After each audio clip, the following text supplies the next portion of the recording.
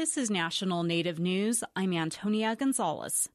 A win for treaty rights after the U.S. Supreme Court rules in favor of the Yakama Nation. Emily Schwing has more. In 2013, Washington State's Department of Licensing demanded $3.6 million from the owner of a gas station on the Yakama Reservation.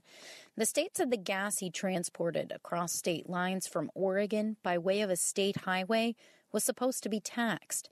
But attorneys for the Yakama Nation argued that a clause in the tribe's 1855 treaty with the U.S. government exempts tribal members from those taxes.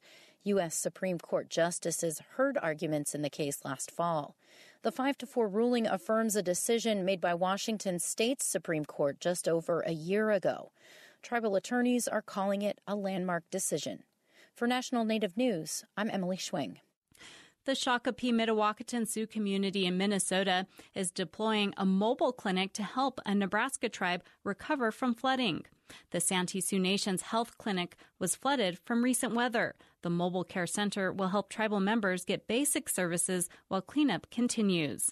Bottled water and freeze-dried food are also being provided. The mobile unit was launched in 2007 to assist Native people in rural areas with medical, dental, and vision services. It's been deployed 600 times, serving thousands of people. Communities in the Midwest are currently recovering from flooding from rain and snowmelt. March 20th is National Native HIV/AIDS Awareness Day. The Indian Health Service is using the day to highlight efforts to end hepatitis C and HIV and AIDS in Indian country.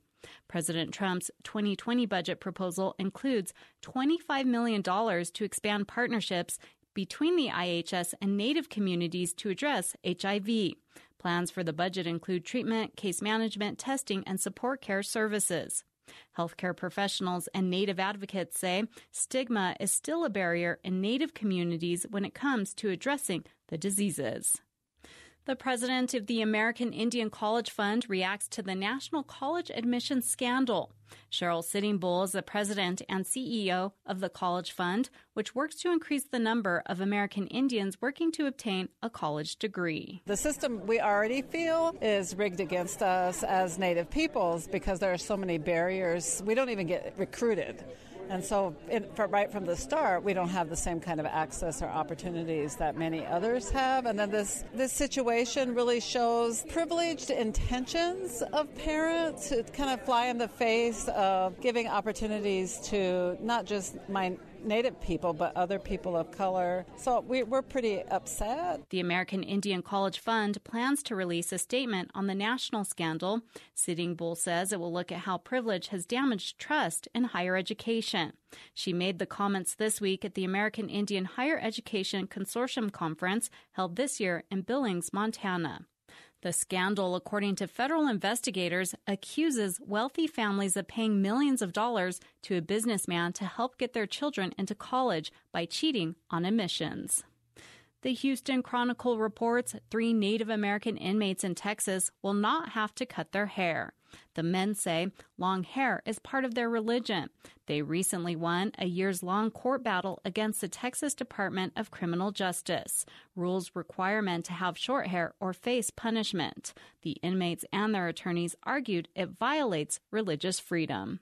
The state is reportedly considering an appeal. I'm Antonia Gonzalez.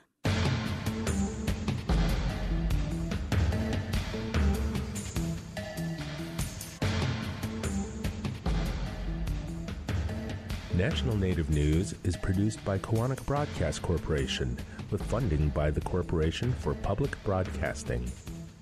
For Native Americans affected by domestic violence, the Strong Hearts Native Helpline offers peer-to-peer support and resources. It's safe, confidential, and toll-free at 844-7-NATIVE. Program support by the National Indigenous Women's Resource Center. Support by the American Indian Higher Education Consortium, working to ensure tribal colleges and universities are included in our higher education system. Info on 37 tribal colleges and universities at aihec.org.